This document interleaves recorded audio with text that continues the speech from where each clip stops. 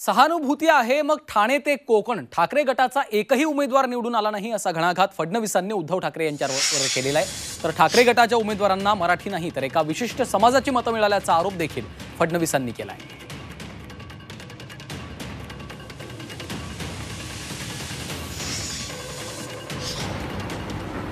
या ठिकाणी नरेटिव्ह तयार केला की उद्धव ठाकरेंना फार सहानुभूती आहे।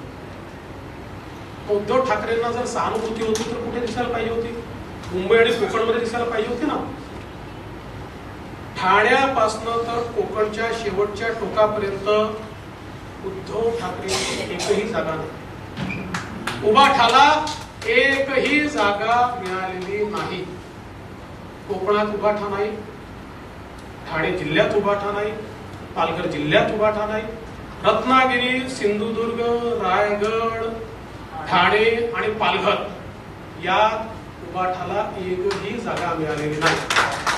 आणि आपल्याला माहिती आहे मुंबईच्या जागा ज्या मिळाल्या त्या कोणाच्या भरोशावर मिळाल्या? मराठी माणसांनी मत दिलं नाही यांना।